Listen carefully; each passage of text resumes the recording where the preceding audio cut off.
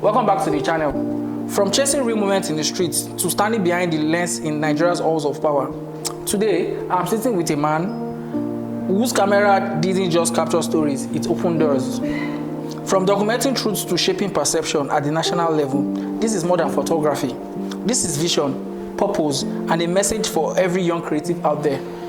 But I won't do too much talking. I'll let him introduce himself.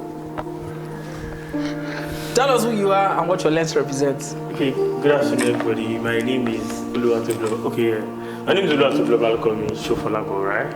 Okay. And I'm a photographer.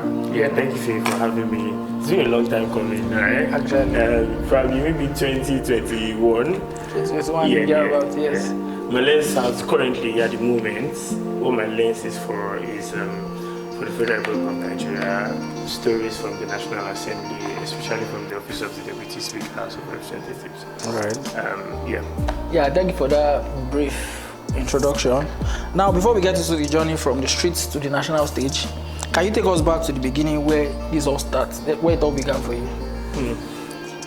Okay, so over time, my dad has always been a photographer. I think he posted on the family WhatsApp group and he goes to say that it's going to be photographer by June 26. You should be 35 years in the industry as a photographer. Right? So for me, photography started from childbirth. I had my first camera when I was 6. It was a Pentax analog. I still have the picture until date.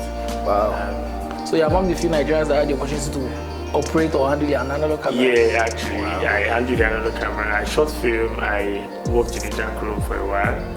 Okay. I literally saw the transgenerational movement or transgenerational movement of photography, and I'm glad I'm going to be seeing the AI version of what it looks like. Alright. Yeah. Okay, so thank you so much for that quick background story. So how does it feel holding a camera that tells Nigeria's story from both the streets and the State House? Okay, so I count myself really privileged that I am versed in the assignment of photography. Okay. I can shoot portraits very well. I can shoot weddings. I can do landscape. I can do. Now I'm doing political documentary, right? Wow. And one of the reasons why I'm doing it for the fact that it's an everyday assignment. I like to just pick up the camera and shoot. So right about now, I think. When I posted my first picture of the Deputy Speaker, my first assignment with him, and I posted it, someone goes to say that this is the first time I'm going to see in the Office of the Deputy Speaker discuss because, right? And I'm really excited for what I'm going to pursue in the field.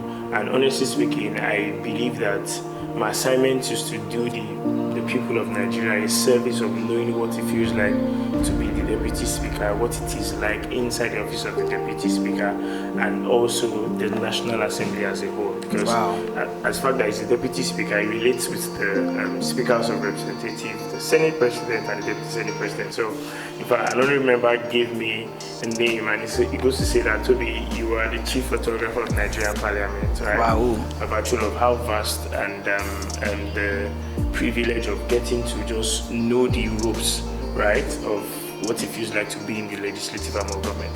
Right. Wow, yeah. wow, that's a lot. Nice one. So if your lens could say something to you now, what would you say about your journey? Okay, so photography and what my lens is going to say is the beauty of understanding life, okay, and how it is important that you need to just keep evolving and growing. So at the point when I believe that I'm doing so well, I got to a point when I'm like, okay, I think there is more that I can do.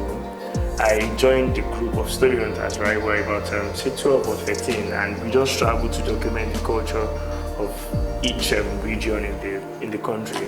And from there, I picked interest in traveling because I like to travel. People used to say that, Toby, you don't like to just sit somewhere. I'm like, no, I just need to just work and move around, right? So the journey into political document photography started, and I'm like, I am a life person, right? Apart from the fact that I'm a photographer. God said that I'm going to give you all things pertaining to life and to godliness, because that's one of Paul's epistles, right? Yeah. So I am someone that is faced with what it means to progress in life. So the portrait photographer, or better still, the phone photographer. Yeah. Right, working for Google Maps or taking pictures for Google Maps, moved into being a portrait photographer, moved into being a wedding photographer, and now is in a political state, right? Yeah. So you would see the growth journey of what it means to just shed your skin like a snake will do.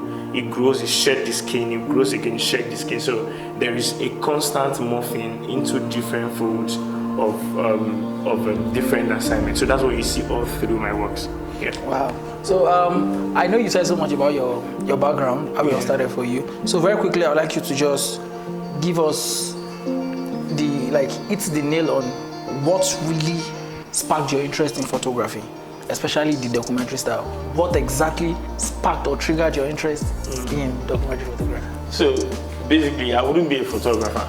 Wow. Yeah. I wanted to be a pilot, right? I have, knowing now, I think the interest of God, if you're not picking the signals, He goes to use men. He will tell you in forms and shapes, right? Yes. So I was in class this day, and my principal in secondary school said, "What are you looking for in science class? You should be in commercial class." Hold up, I want to be a pilot, right? And then by virtue of my academic prowess, he goes to say that you are not fit for it. We can think about it and bring you back if you keep pushing. Well, right? Start from here. And SS3, I wrote economics text, and it was really rough. And my teacher then said some words, and he just drove me like, okay, I'm going to prove you wrong, right? He goes to say that. It was just something I wouldn't want to say because it really hurt as a then, but it was like a shifting curve. Like it taught me to just move. You understand? You are plateauing, but you need to move. So I'm like, I'm going to prove you wrong that the photographer is someone that you should not mess with. That's right. And a year after, it was fine and all of that. So I'm like, okay, let me just do this photography and just keep up with it. I mean, I got my first pay, and it was really interesting as a very young person, right? Yeah. And I was able to help my parents with so many things that they needed to do. At the time, there was a financial constraint in the house and all of that. And I'm like, come on, I think I just want to keep pushing this photography. And I like the fact that I get to meet people in different forms and shape, and some of them are really interested in this guy is a small boy and he's doing really amazing stuff. And afterwards I started into wedding photography. I met with Laffy. It was the first person I sent a DM on Instagram, and I really had understood then by watching Tolani. So the time that she posted that there are lots of DMs in your favorite photographers messages, or they have lots of messages to respond to. Do them a favor of streamlining your message. Let it be sharp and precise, right? Okay. So I sent a message to Laffy and I didn't get a response. I went for Shewaki Somi's Naifek, okay, right? And I got to the end of the class. It was towards the end of the class I came in, and I saw a couple of wedding photographers. I saw Jide, I saw Tiwa Belushi. In fact, she used me as an example in one of my classes and all of that. So I sent a message back to Laffy again, and I'm like, oh, hi, my name is Toby, and I use a 7D, I use a 24-70 Tamron, and this is all I can do, and I'm able to serve you. So I am someone that is cooled by lots of messages from spiritual pastors, and Apostle Sermon goes to say that if you cannot attain a thing, try to serve your way into it. So I'm like, okay, all right. So I'm like, these are all that I have, and I'm ready to serve you. I'm not going to intern because I don't know what it looks like, but then I can pack your bags, I can do all of that. And he just responded, and he goes, I have a wedding tomorrow. Just come around. And that was it. From carrying the bags to one day they needed a change of battery. So I've always been my dad, and he has taught me to keep your gaze at what you want and know what is necessary for every time. So I was always looking at Laffy, how he shoots, how he moves his camera, and there was a time I just knew that he needed extra battery. I just picked the battery, I went to give to him. And he came home that night and he goes to say, this guy knows everything that I need. And he had like a couple of people that day. Okay. And for me, instead of me to, of course, there was nothing to pride in, because I'm here to sponge everything that you had. And from there, he just goes to say that, oh, Toby, there's an assignment, I think you should just let me shoot it. And that was a one-time shoot, right? Yes. And it just opened up into so many other assignments and projects that were coming my way. Wow. Then afterwards, I I went to school. I said to him, I saw Gideon Okoya. He posted about Smoothie Friday, and I was there, and I was stranded that night. And he goes to say, "Oh, so where are you from?" I'm like, "I came from school in Ilaro." And he's like, "You can't go back this night, oh. Just come to mine." Right? So I was in the studio that night, and I was up all night. I met Toby Lagos. He was editing pictures, and I'm like, these people are photographers too. You know, there's this proverb that goes to say that if you think that your father's farm is big, go to someone else.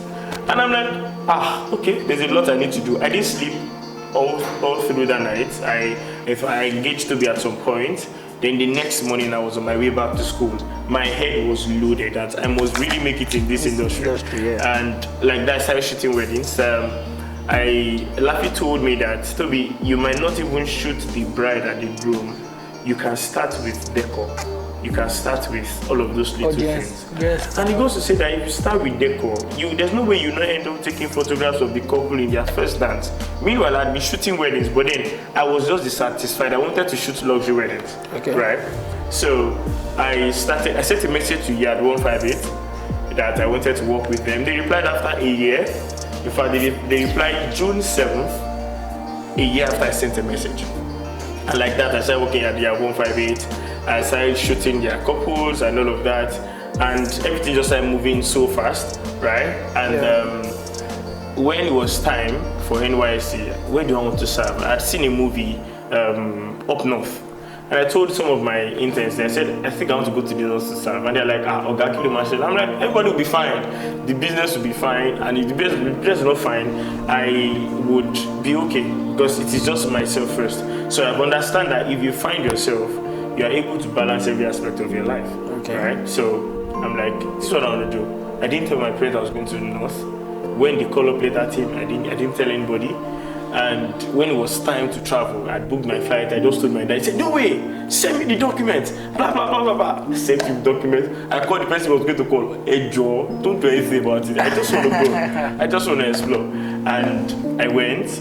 I was in Bauchi. My first flight, that should be my second flight ever, right?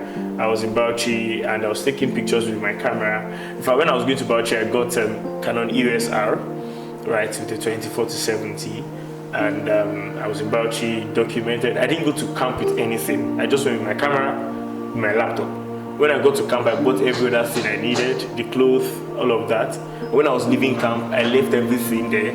I just had my camera bag and my MacBook, right? So I came to Abuja. I know. So now on the Story Hunters platform, you have different people from different areas, right? So I sent a message. I'm stranded in Abuja. I need a place to sleep, and that's how I connected with Mide, right? And from Mide, I sent a message to Ayo Adiago, that's the essay to the president. Back then, was photographing the speakers of reps, and he goes to say, "Oh, really? You're in Abuja? Do you want to work in that?" "Oh, yes, please, bring it." Now, there was no payment structure. There was nothing. I knew that I was going to survive just on the fact that, okay, I'll shoot wedding gigs and I'll be fine, right? In fact, they told me that National Assembly does not pay all of those stuff. Okay, let's just get this whole thing done.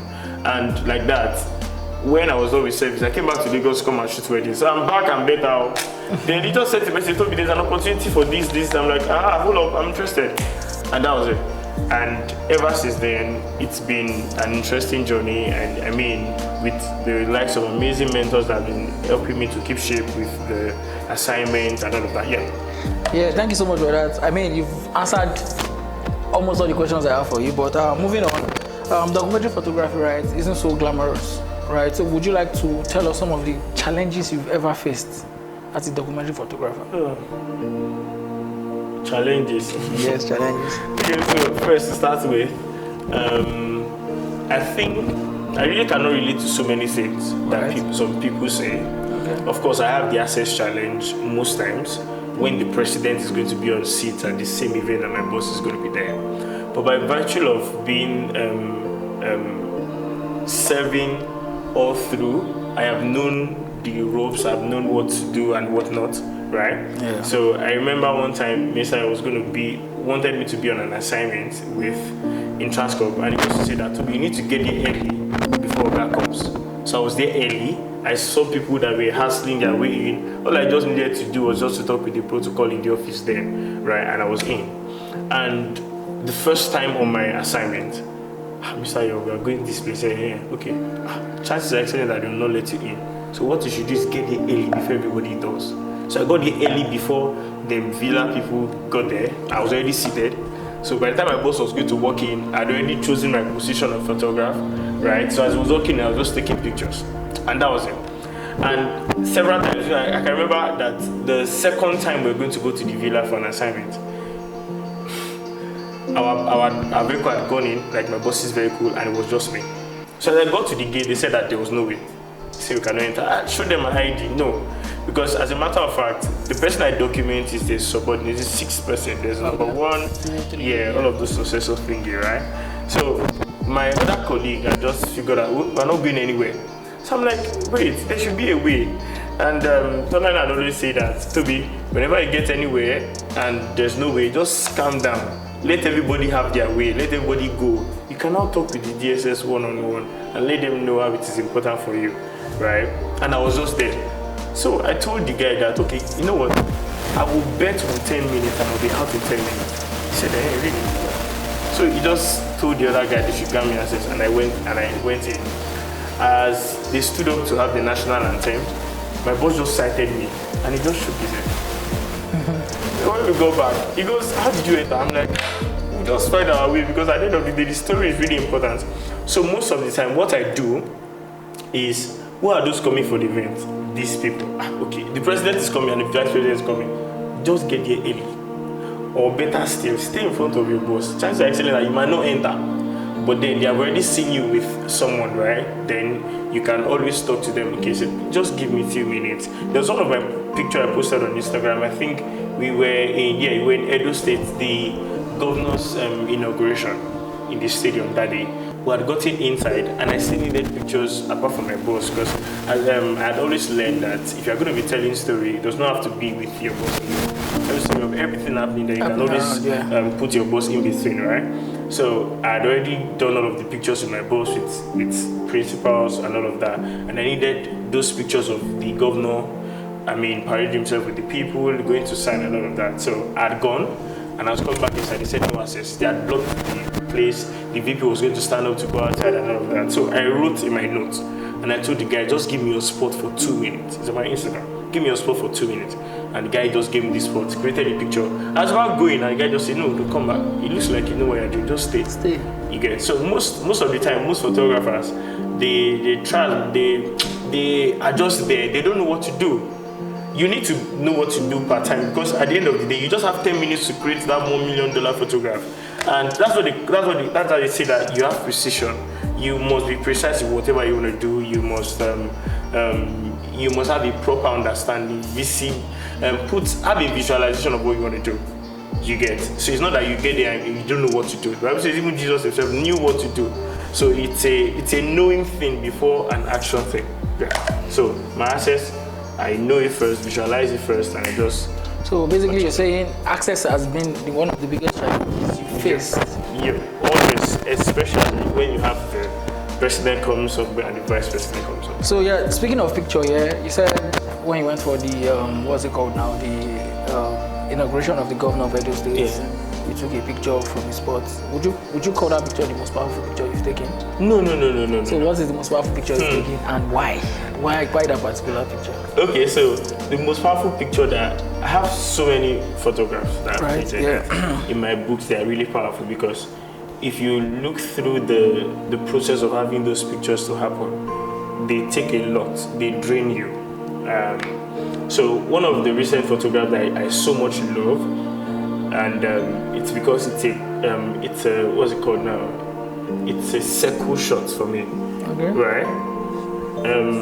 It was when they opened the new chambers. I think it was last year. I'd always been in that chambers for a long time, right? And they closed it down to renovate, so we were using another chambers. And we were almost done there, and I sent a message to Tola, and I goes to say that I think I've exhausted. I call her Amazon, because I don't call my mentors by name. I call IUS through Mr. Ayo. So I go to say that I think I've exhausted every possible angle in the chambers. Then she goes to say that, do you know that I will shock and disappoint you? I'll send someone there. You just give him the access. Let him do his thing. You have better photographs than you have had over time. And I'm like, really? He said, yes, Toby. the first thing you need to do is to go and renew yourself with the one that makes the image to happen. And I'm like, okay, all right, God. So I spent some time praying, and I'm like, God, I need you to help me. And as I was praying, the book of Psalms, the Bible says that blessed be God who has taught my fingers to fight and my hands to war, right? So I was asking of the Lord to teach me. So the Tuesday, I was in the chambers, and I was there just observing. So first thing, whenever I'm in a place where I have all of my assets, I do not take photographs at first. Of course, I can have all of those photographs of him walking inside, shaking people and all of that. But my photographs, I go to sit down and just observe what is happening. See everybody passing the notes. How are the pen being held? Who are the people making things happen and stuff like that. So I was just there observing the proceedings, and I just had that light bulb idea. And I just moved around and had the photographs. When I was done, I sent it to Mr. and he goes to say, "You're always making me proud." And that was it, right? So that Tuesday, they closed down the old chambers and they went into the new chambers, I think Thursday. And as I got into the new chambers, everything I had always done in the old chambers then as a core member, everything started coming into my head. This angle, this place. The house sold for about 2 hours, 11 o'clock to about 1 p.m. Wow. And I had just that 2 hours to make this photograph happen. Immediately I was done. When I finished taking those pictures, I knew that this was my picture. When I sent them to Ayo, he goes to say that, is there a way I can like this picture 1,000 times? Because it was like, you are trained this person properly and it's making you proud, because I had shot in that place, but this is a new face, right? So everybody in Nigeria had not seen that new chambers. Of course, they have seen photographs, but they've not witnessed what it looks like to have their members to be in form and in shape in that new chambers. As I posted those pictures on Instagram, I think currently had about 800 likes there, right? And likes is not the whole thing, but the fact that my mentors could really say that to me, this is an amazing photograph, and all of that, it was a big one for me. Trust me, we'd love to see that. Yeah, sure. So moving on, I'd like to ask your transition into politics, right? Okay. So how did the opportunity to work with the Deputy Speaker present itself? How did it come about? So I'd worked with the former Speaker House of Reps, Okay. Right Honorable Femi Gbajabiamila, right? And under the shadow of Ayo Strip, right? Right. And from there, in fact, I sent him a message on Instagram. Oh, this is what I do, these are my works, I like to travel, and all of that. And he goes to say that I actually even need an assistant, by the way. I'm like, okay, you are in Lagos here, and all of that. So when the opportunity to serve came, I just went to Bauchi, told him I was in Abuja, because there was no direct flight to Bauchi, right? It was Lagos to Abuja, Abuja to Bauchi. So when I was coming back, it was Bauchi to Abuja, then to Lagos. So I did not go by air, I decided to go by road because I want to take photographs. In fact, someone in camp told me that you pass through Jos and all of that. So I wanted to witness what it looks like. I didn't tell my parents right away. So I did all of that, and I was going to pass the night in Abuja. Okay. So I sent a text to him that, I'm in Abuja, Chief, I would like to see you before I go and all of that. And just a night in Abuja turned 2 nights, turned 3 nights, turned a week, turned 2 weeks. And one of my friends, I not sent a message, Toby, also, I'm in Abuja too. Would you like to go for, I think it was October, right? There was this program that Mr. Bayo was doing, and that was how I was there. And I saw him for the first time. In fact, he was not the catch. It was not the one I saw for the first time. It was Tolani I saw for the first time. And Taiwo just greeted her. And I was there like, Tolani, oh my God. And I had my nose mask on. And she goes, your face looks familiar. I'm like, can you take off your nose mask? I did it, and she said, oh, you are Toby. I'm like, Toby Lobade. I said, how are you? Yeah. And I'm like, oh, she knows me? Interesting. And she walked me into the midst of Taibat, Mr. Bayo, Mr. Sheo, Mr. Drapo Julius, about 6 photographers that I had always piqued the interest in. Everybody, this is Toby Lobade and all of that. And I'm like, wait, you guys know me? These people are like that, right? So where do you want to serve? I'm like, oh, I sent a message to Ayo Stream, he's yet to respond, and all of that. Then like that. Now, I wouldn't be in political documentary photography if not for the conversation I had with Tonani. Wow. So that night, a night after we met, she invited Taiwo, and Taiwo was to say, oh, Toby is with me.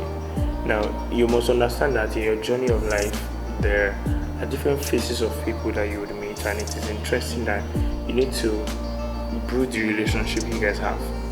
In fact, there are lists of people, burden bearers, your sponsors, your mentors, your teachers, your fathers, not necessarily your biological fathers, but people that will hold that stake in your life, right? And your life coach, just according to my own number. And so Taiwo goes to say that, oh, I'm going, Tonani sent me an invite, would you like to come along? I'm like, oh yes, please tell her that. So she's tagging along. Yeah, and Tonani goes, oh, let him come. So the conversation was for both of them. But for myself, I was just there observing the room. And she goes, oh, Toby, do you have anything to say? And that conversation with both of us lasted about an hour, 45 minutes. I just had 3 questions because I'd only spent time on our social media. I'm like, how do you undo complacency, depression, and exhaustion? And her response took an hour, 45 minutes. Wow. She kept on talking and telling me. As I was talking, I was writing. Because I am like, I don't want to go back to Southwest. This is from Abuja to the rest of the world. So now, let us know what it looks like to be here. Over time, people had always said that, Toby, I'm not sure working with a VIP is actually the thing. And all. I'm like, I just want to experience it. I want to take photographs every day. It's stressful, yes. So let me just put my guard up now with these questions I'm going to be asking. And as she gave responses, I'm like, okay, I'm going to do this and give it all it takes. Because at the end of the day, photography is just going to be known as a means to life, right? Then in fact, I'm beginning to sit and thinking about what other things can I do apart from being a photographer, right? So after I was done, I don't know what conversations happened with herself and Mr. Ayo then, but I just knew that everything was just fast-paced. And I was in Mr. Ayo's office and like that. And I was done with Service NYC. The house was on break. I came out to Lagos to come and shoot with it. Then Mr. Ayo goes to say that, oh, Toby, there's an opportunity to document. I'm like, oh, what's the profile of the person? He told me, I'm like, I want to document someone that loves God, someone that loves photography, and someone that would like me for what I do. And he goes to say, okay, all right. So I was back shooting with it still. So you turned that down? Yes. And Voila just said that, oh, Toby, there's someone else that knows you, and the person would actually, I think the person likes photography. I think you should go to Abuja. So I was in Abuja that day. And one thing, I do not take certain people for granted in my life. Mr. Ayo being one of them. And I was in his house and he's like, no, you cannot wear this. Okay, get him a suit, give him a white shirt, give him a tie. Right? So he gave me a blue tie, checked tie, right? And that was it. And we went to Transcorp that day. And that was, I did not follow him home. From that instant, I started working. Wow. And since then till now. Thank God for that. Yeah. So what's the difference between shooting real life versus political life? Are there any differences? What difference do you think is there? Okay, I think shooting, photographing a political person, a political icon, or someone holding political office, I think is really prestigious. But at the same time too, I do not see it as such. So my work first is to God, because it's one that marks everything. The Bible says that many look up to the rulers of favor, but favor comes from the Lord. Yes. So I approach my work as photographing, making my reports to God at the end of the day. Then the person, the man that sees it, says, oh, Toby, thank you, right? But God is saying thank you already. So if he's pleased with the picture, then God is, right? So I see it as a very rare privilege, because it's not an assignment for 3, it's not an assignment for 4, it's an assignment for 1 person, it's an assignment for probably 2, right, doing this particular assignment. So first, I photograph the Deputy Speakers of Reps, right? So who I photograph is Benjamin Kalu. Not the office. Not the office.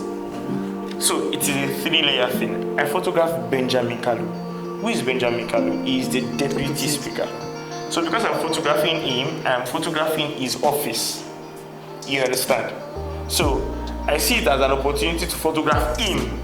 Because for him to allow me into his space, it's a very, very good privilege I cannot take for granted.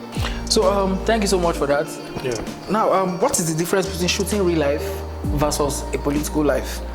It's a very, very wide Difference. very, very wide difference, because I mean, back then when I was photographing, when I was traveling, right, you just get there and you are papa, looking at everything, enjoying and all of that. But when it comes to documenting a political figure, it's a different ballgame entirely, because first you need to deal with yourself, you need to deal with your human, right?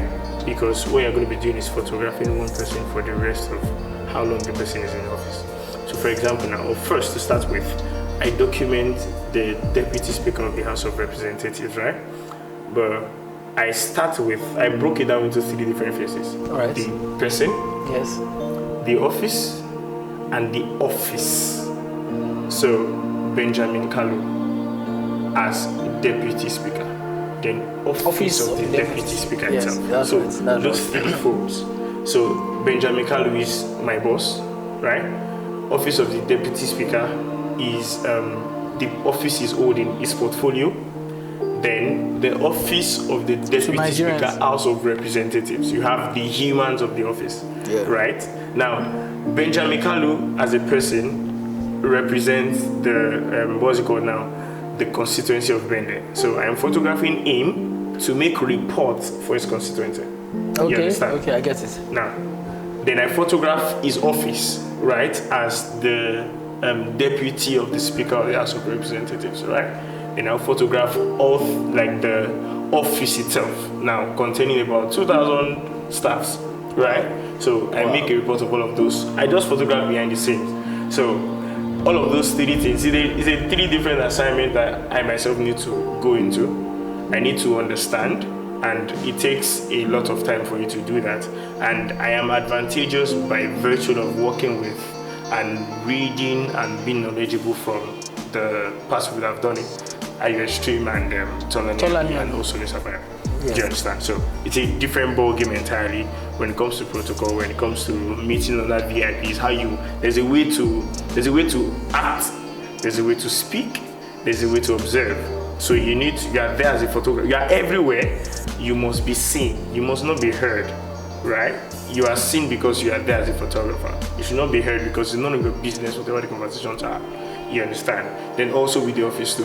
Whatever anybody says does not matter to you. What matters to you is your principal. And at the same time, to everybody working with your principal. So you must be able to drop every picture of when this person was with the principal making a report, all the special assistants, special advisors, the senior legislative aides, the chief of staff, and all of those things. So it's a really, really big difference. Unlike you just shooting a wedding, right? You're a wedding photographer. All you have to do is just shoot a wedding, right? And it's a day job. But this one is like probably for 4 years, and you are there to photograph 3 different reports literally every day. Now all of those things don't coin into this is the day that this one happens. It happens every day, and you need to make those reports every day. Do you get? Yeah. So it's a very, very heavy and tasking assignment. And you say good night, you say good morning. If he sees you to say good morning, he sees you to say good night. As Benjamin Kalu.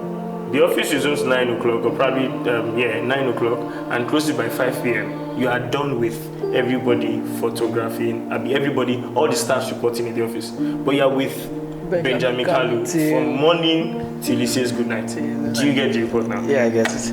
Very good. That's very good. Very, very good. So, do you ever feel tension between creative freedom and protocol? Oh, yes. Now, yes, it happens because there are some pictures that are appealing to you and they are not appealing to every other person. And they are like, oh, you don't have to be there. It's a private conversation, right? Okay. So the first time, that should be like the 3rd day I was documenting my boss. We had finished from a meeting, I resumed in his house. First, it was strange that I was resuming in his house. First time I resumed. Why am I here? First time I even asked, that, oh, sir, please, where do you stay so that I can resume? And he goes, You come here now. I'm like, oh, I apologize. I need to start taking photographs. You really step outside. This one is different though. Then he had the house address, and the first time he saw me, he was coming out of his house and the third day, we had finished and he was entering into his room, and I followed him and he just looked back. Why are you following me now? Am I a celebrity? I'm like, oh, I apologize. I just want to photograph you alone. And that's the pictures of my IG. He was just sitting down, an empty chair in front of him, and it was just there. Okay. Right? And I think that should be like my first or my third picture of him on my social. So most of the time you are in a fix because you are taking photographs that everybody think is not important. But to you, it is important. Because any photograph that is not made or that is not taken, the moment does not exist. So for example, True. it was December 29, 2023 or 2022. I took this photograph that as I was going close, they're like, no, the traditional people, no. It's none of my business. If my guy is there, I am there. And so I play around being the ADC with a camera, right? So as they were coming to give him all sort of things, I was just there. I'm grateful for my height because when I'm coming, you don't see me. Oh, you don't see me coming. You don't see me coming. If they can be chasing every photographer outside, I know that I have to do is just kneel somewhere, and I'm not seeing. So I must have stood up already to want to take a picture before you know that there's a photographer there. So low, go. So they were giving him all sorts, and he stood. In fact, the picture of my IG it was one picture that I really loved so much. When I was done having that photograph and I sent to him with his wife, the next day they were saying, Toby, that picture is really powerful. I don't know the meaning of that picture. Now, the picture, when they gave him all sorts, there was a staff. Then they had some people behind him carrying like skulls in their hands. It's a traditional thing. They were behind him. And there were other people too, other chief priests behind him. Now, when I had those photographs, I was just under this, just going around and all of that. If I think I stepped on somebody, that I had to apologize and be explaining, and somebody's like, your camera is not going to work, it's none of my business. This one is working, it's God's camera. So, the next day he goes to say that, do you know the meaning of that picture? It means that the gods are behind me. It means that anywhere I go, the gods are here. Yes! Like, he really loved that picture, and the picture was used for a lot of stuff.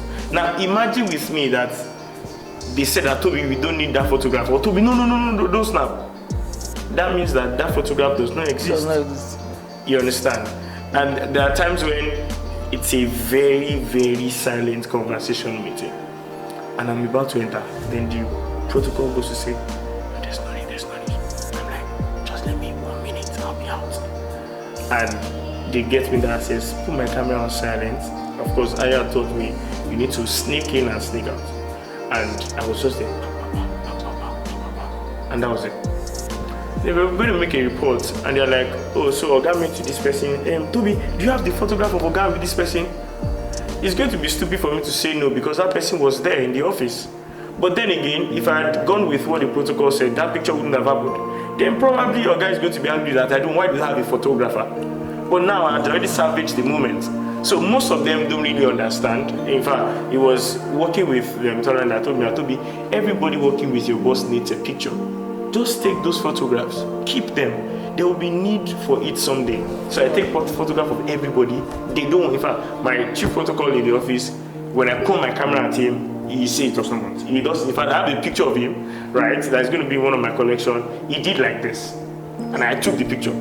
On his birthday, they sent a message, Toby, please, do you by chance have this person's photo? Can you imagine? And I just brought out a photograph of the person, and the person was thanking me that, Toby, thank you for my picture. I'm like, the same you don't allow pictures, yes. Yeah. So most of them don't understand the assignment, but you as a photographer, you need to do a lot of explaining to have those photographs and just have your way to have your photographs. Yeah. Nice, well said. Thank you very much. So, what responsibility does a photographer have when documenting history? What responsibility does a photographer have when documenting history? It has to be real. Okay. It has to be of the advantage of your principal. So I tell, when you ask me why do you have to be there, I say that, are there going to be other photographers there? Yes, we can always ask of the photographs from them. Nobody knows your best side. I look out for your best angle. And I know when anybody's bringing a phone to do anything, and I'm like, this is not a good one. Then I also know everybody in the photograph. So for example, now I spotted somebody, I'm like, this person, and I just told her this, and that was it. So it is important that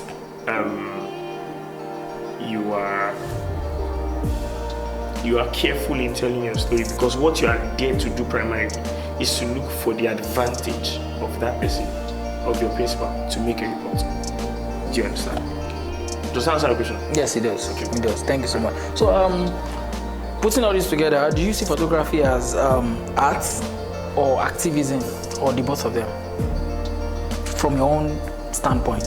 Okay, so I'll answer your question this way. I was meditating one time, and I was in class. That's my second speaking role ever, and I said that you have 3 images to give out for every time you pick up your camera. Dad has always told me that if you're going to pick up your camera to photograph somebody, you have 3 pictures that you must give out.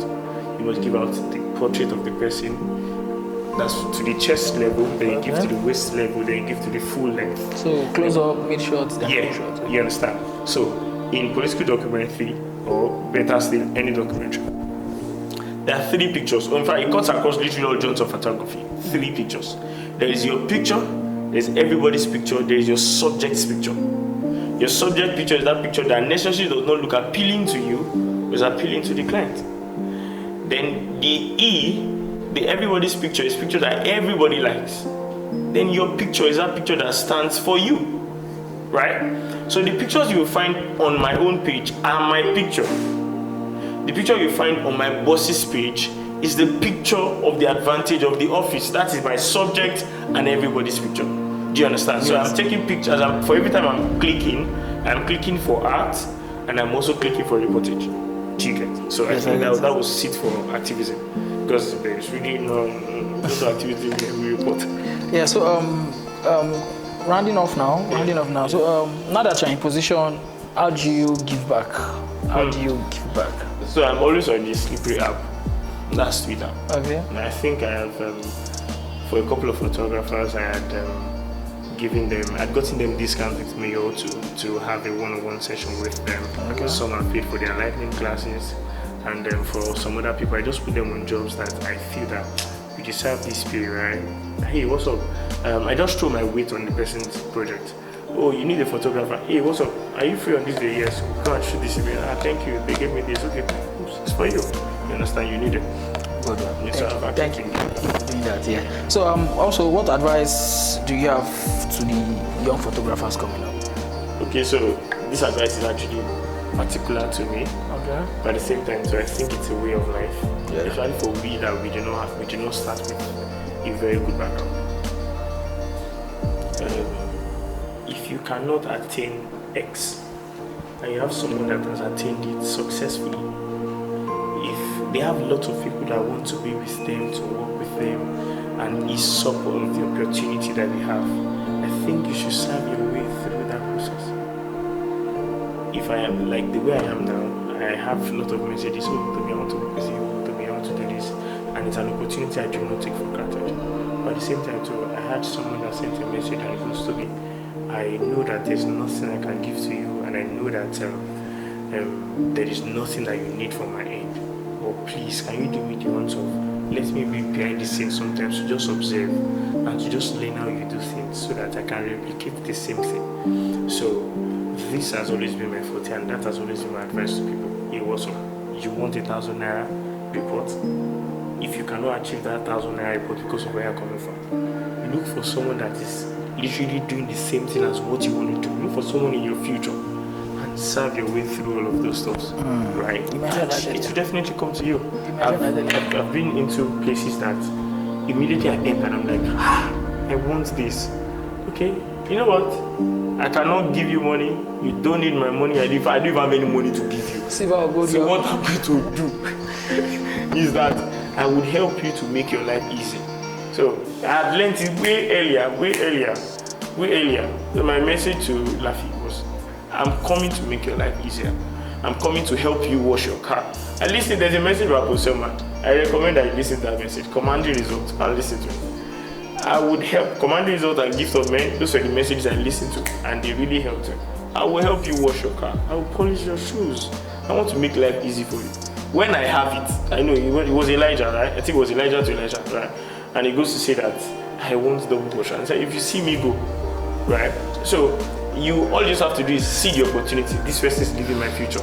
Okay, what I'm going to do is to align myself to the pursuit of making the person's life easier. And they are just going to flow towards me ceaselessly.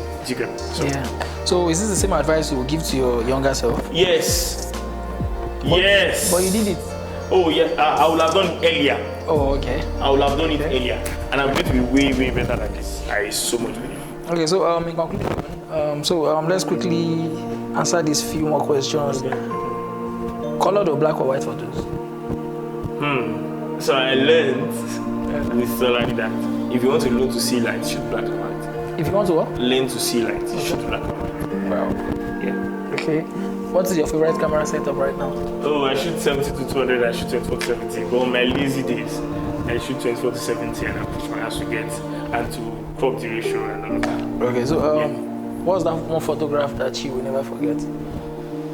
The one photograph I will never forget. Yes, it was a picture of on top of the library, the National Assembly Library Trust Fund, on top of that building. It was my boss with his hand in his pocket and he was walking. Now, that picture would not be possible if I was not confident to say, let's do it. We had already finished the event and somebody just said that, the rooftop is really nice.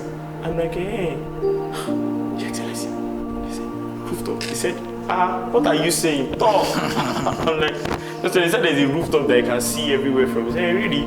So himself and honorable members, Jimmy Benson, I think the chief of staff, the president was there, and all of that. It was the day of the opening. So they went to the top of it. Oh, really? It's really nice. And I was just taking a picture and all of that. I'm like, oh, Excellency, is it possible to have a picture of you just taking a walk and just have a picture? And it's like, is it every time? I'm like, oh, I apologize. It's just, and his hand was in his pocket. I think that was the New Year picture, wow. 2023 to 2024. And that was it. Okay. Yeah. So lastly, I mean at the time, if you weren't a photographer, what would you be? I would have been a pilot. Wow. Yeah. In fact, as a matter of fact, I still send messages to my pilot friends and I'm asking that I think I would like to pick up a course because I just want to see the world from a bird eye view. And that's one reason why I like to fly drones. In fact, I think I went for 2 classes to be a drone pilot, but for every other time, I was just flying myself because I just like to see the views from the top, and I'm always mesmerized with the view from the plane anytime I'm flying. Yeah. So, Toby, thank you so much for your time. Man, it wasn't an easy one getting you, but actually, thank God you actually made it here. So, hi everyone, you've listened to what Toby has to say, and truly, the story is a proof that your gifts and your lens can take you anywhere. Yep. So, thanks for watching. Kindly like, subscribe to the channel. See you in the next one. Yeah.